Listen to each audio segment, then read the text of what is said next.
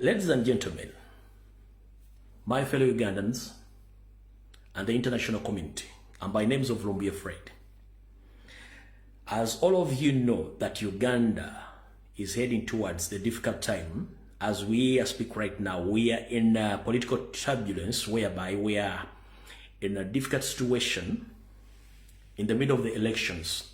But as we speak, there are so many things which are going to happen very soon. But Museveni's family, including Museveni himself, doesn't want to leave power because he knows that any time is going to be apprehended by the International Criminal Court and other international courts of justice due to the crimes of humanity, plus his son and his brother, General Salim Saleh, who settled in the northern part of the country for easy way out in case there is any chaos in Uganda.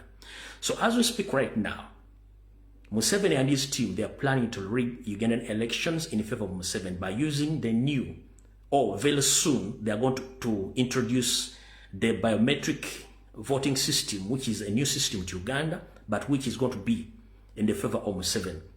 But after that, even the so-called First Lady Janet Kembabas, in conjunction with his son-in-law, Odrek Rabogo, they are planning an inevitable coup d'etat against the will of Ugandans, either before or after elections, because Janet knows that those elections, they don't favor the family and they don't favor him. So right now, Janet Kembabas, or Janet Museveni, and his son-in-law, Odrek Rabogo, they are planning a coup d'etat very soon, so that Rabogo takes over power from his father-in-law, so that they can stay in power to protect their gains as we speak. So I'm here to inform the international community that you should get involved before it's too late, because we the Ugandans, we are tired of the family which has ruled Uganda for 40 years without yielding anything. Right now as we speak, almost 5.5 million Ugandans, they have been forced out of their country to look for green pasture in Arab countries, in the Arab countries, in Europe, in USA, in Canada, but forcefully, not because they are willing, because at home, nothing is there. The country is doing poorly economically, politically. There is ongoing kidnaps, killings, and torture. And the first family is doing the same thing because these people are not Ugandans.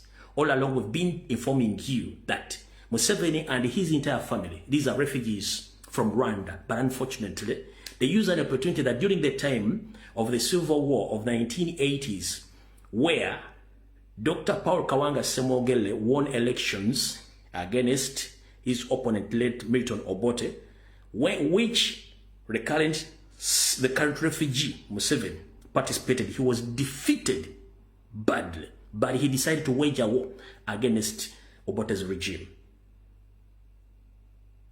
He was helped by Baganda in the central part of the country to win that war, but unfortunately he turned against Baganda right now, and he's killing, and he's trying to erase the entire race of Baganda. The same thing which he wants to do right now during these elections. As we speak, they are planning even to assassinate the candidate, Robert Kyagulanyi Ssentamu, the current president of the National Platform, because they don't want any indigenous Uganda to come near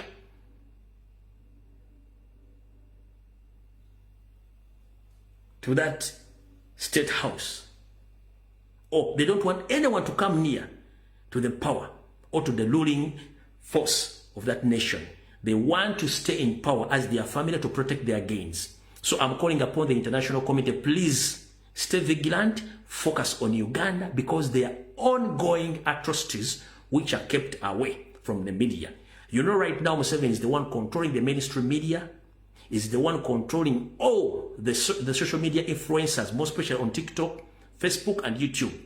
So whoever comes out to criticize the government, you either kidnapped or being killed, or you are going to be manipulated and they bribe you so that you can go silent against talking about the truth of the all atrocities which are taking place in the country. So I'm here to inform the international community, please focus on Uganda. Because how can you let a dictator who's a foreigner to lead that country for 40 years?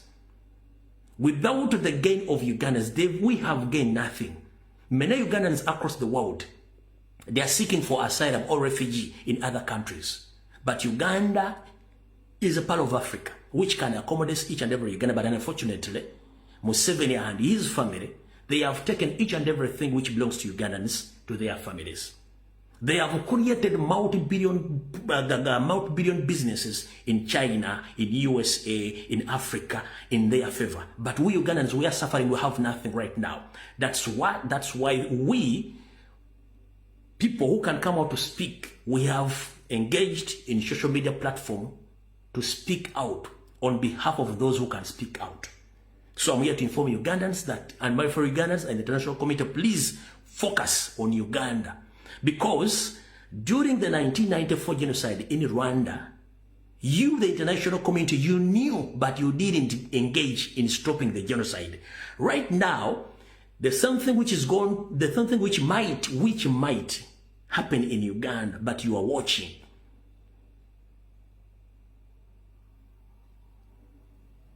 Because if you follow the campaign trail right now, it's only one person who's campaigning, that is Robert Kyagulanyi Ssentamu. And it is evidently, but he is the one having a big cloud or big numbers of followers who are willing to change that country. But for us, we want peaceful elections. But Museveni, as a dictator, is not willing to give up power to Ugandans. So I'm calling upon, please focus on Uganda, because we are totally tired with that family. Ekyo njagadde nkiyiseewo ensi etegeere.